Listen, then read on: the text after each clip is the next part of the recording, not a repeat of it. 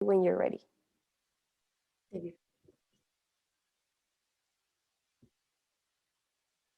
Good morning, everyone. I'm Karina Merida, and my teammates are Alexandra Perez and Everardo Mendez, and we are representing the University of Texas, Rio Grande Valley. The team first drafted a design based on community needs. Then dimensions were determined, leading to the cost estimate. The members worked independently throughout the week and met bi-weekly to discuss progress. Finally, the draft was edited until result was satisfactory. I drafted the three-dimensional model based on the planning phase, aided in the design of the poster and the development of the video. Alexandra and Eduardo worked on the technical summary, envision checklist, the development of the poster, and the recording of the video. Hello, I'm Alexandra Perez. These are the amenities implemented in the park layout. The total activity area constitutes of 18.36% of the entire park area.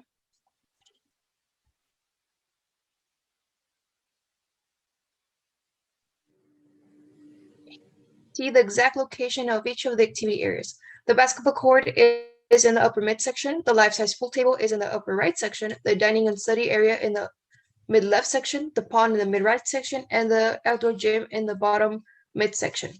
Throughout the entire park, there are solar-powered light posts as well.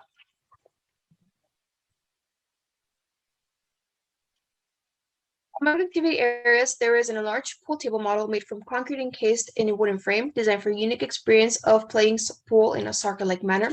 A full-size basketball court with a concrete base enclosed in a fence to prevent disturbances, and the exercise area, which is situated in a concrete encased sandbox with a metal rod set that allows for a variety of self-weight exercises.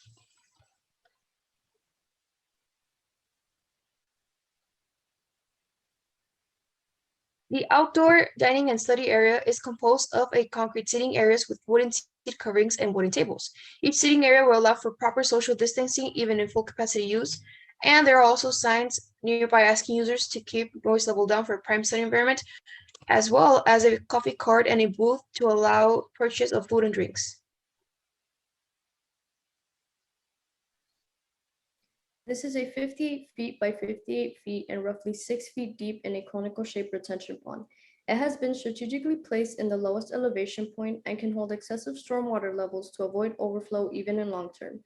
Signs have been added in the surrounding area to aid in the stormwater process.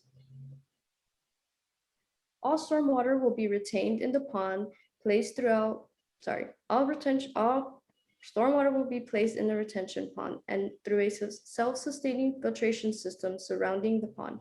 This filtration system will filter out most of the settlement transport from the stormwater so it can later be used for soil restoration. The water will flow through the outermost layer of gravel, seep into the inner layer of sand, into a 5-foot length underground pipes designed with holes on the upper side, placed at an angle to improve the quality of stormwater. Here are the calculations performed to acquire the dimensions for the retention pond. These are based on the total calculated discharge of rainwater. Section 1 through 5 represents a different activity area in the park. The discharge of each section is calculated in order to obtain the total calculated discharge, later to be used in determining the adequate retention pond dimensions. Hello, my name is Everardo Mendez. What is shown is the map's display of the southern exit. As you can see, the existing sidewalk connects the south exit to both north exits. All pathway design include a thin layer of concrete aggregate to improve the soil and a mesh supporting a 4-inch concrete slab. There are signs along the path designating a pedestrian lane and a bike lane. Due to COVID-19 pandemic, the design implements the CDC safety guidelines. There are sanitation stations throughout the park providing hand sanitizations containing at least 60% alcohol. All amenities allow at least 6 feet of social distancing, and several trash bins have been included so users can dispose used tissue in the trash to keep the park germ-free. In addition, signs advising the use of facial masks are in all entrances and near the sanitation stations. As you can see in this slide, the overall cost of the project materials sum up to be $169,520 and is expected to be fully constructed in 1 year.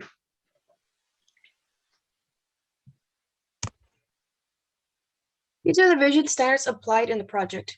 Quality of life deals with mobility and well-being of public and has been incorporated through COVID-19 safety guidelines. Leadership dealing with planning, economy, and collaboration has been implemented through the sustainable design. Resource allocation deals with energy, water, and materials and is taken care of through solar power as the only source of energy. Natural world refers to ecology and conservation, and it is applied through the accounting for flooding. Climate deals with resilience and carbon emission. It has been applied through green energy and accounting for all risks. Here you may enjoy a three-dimensional park model created in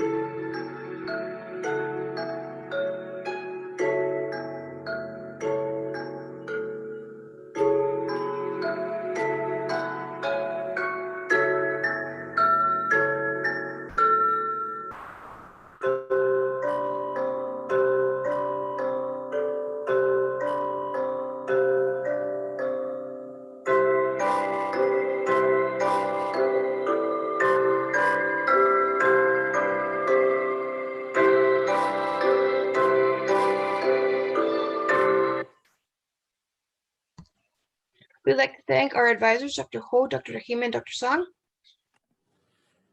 And thank you for your kind attention and time. Thank you for your presentation.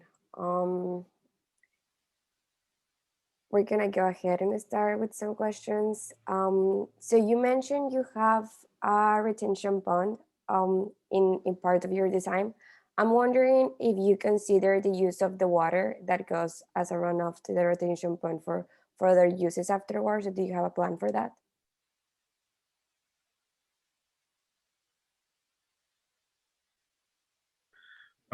We calculated the total runoff for expected for a day for the whole year round, and we calculated exactly an amount that would sustain within the pond without causing any leaks anywhere.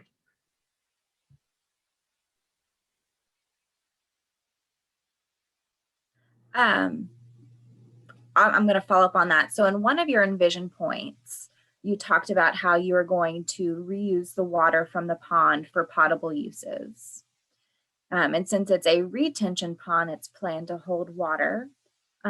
So how are you mitigating or have you thought about what happens if the use of your water is less than the rainfall?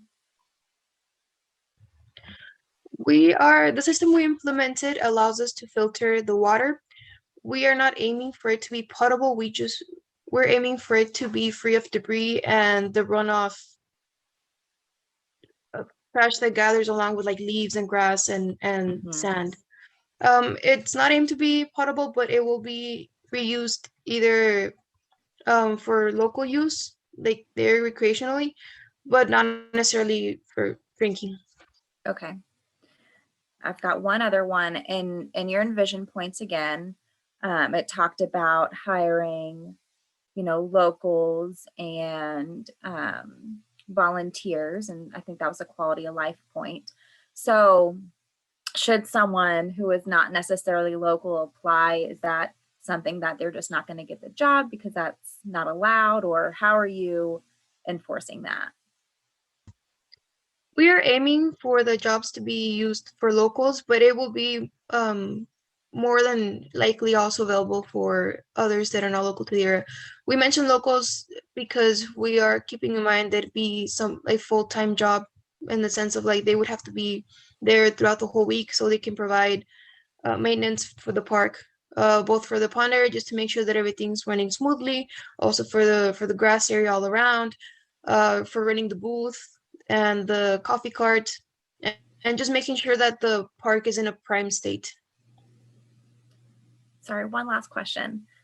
So you have, I saw on the basketball courts, I don't know if you've been to a basketball game, they can get loud. So what is the plan to enforce folks playing, cheering, to get them to keep their voices down for people to study? We are anticipating that the use of this park is in the local community, in a university setting as per the rules. So we have placed some signage, and although the study area is nearby, we try to allow it a reasonable distance for the noise not to travel as much. However, again, it is reminded that it is a COVID-friendly park. So the access, although it is not necessarily limited to, we want to ensure that it's not always at full capacity there, just because it is an open area and they're going to be all in the same specific area. So in addition to that, I think we did include signs in the screen. It was all around the basketball court that did kind of ask for the students to also keep it down, the noise down as much as possible. I think it's in the entrances to the basketball court.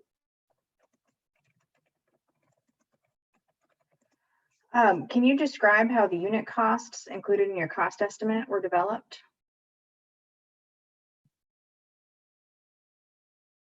Oh, we pretty much broke everything down into terms. We ended up researching how everything was going to be made, depending from the benches to the whole pathways to the basketball court and the pool and the pond areas. We implemented I think it was a calculator on, what's it called, Kiverdek. They allowed us to use a calculator from there. We used the area that was going to be used and how thick it was going to be. And from there, from our overall cost on the concrete, which is, I think, the most expensive thing, we were able to calculate how many bags of sand, and then researching how much would it cost in our overall cost. We ended up having the same cost overall. Aside from that, everything else that's singular use or single bought, like metal or the umbrellas for our seating areas, were also researched individually. Just to follow up on that, with respect to the cost estimate that you provided, did you, is there a reason there wasn't any manual labor included, or for the actual machinery, time, etc.? Well, we did made the park design overall, so it is fully constructed without using too many machineries, because we are keeping track of the noise and everything that we surrounded throughout the park that could also be influenced by the construction of it. And most of the labor we actually did implement it into our design, that it was going to be most volunteer based on. Since we're working on a school, we would think that we created a system or asked for students to cooperate with the whole school to make the park a little more, I guess you can say that we can teach students in a way as we're constructing the park. Got it. And then one final question. With being engineers, safety is always paramount, safety of the public. With respect to the pond that you guys built, you stated it was 6 feet deep. Do you have any measures in place to prevent any, young kids or anything like that from getting into the pond accidentally? There's not necessarily what's it called? So I talk with my hands, I'm sorry. So you have the plane of the park area, and then there's kind of like a step down. I don't know if Karina, can you go to that slide? You can see how there's gravel and it's there. You can see that the difference in elevation is 1/2 foot and then 1/2 foot there. So we want to assume that although it is open for community use, the prime prime public that will be using this park will be university students and faculty. Although it's open for everyone, we're anticipating that these are like the main audience that we're looking at. So once they get to the gravel, the lowest it can go is the sand. We're not anticipating for them to like run straight into it, but just kind of like have that like second take on them. Thank you so much for answering your questions, and thank you for the presentation. Thank you all for your time. Thank you.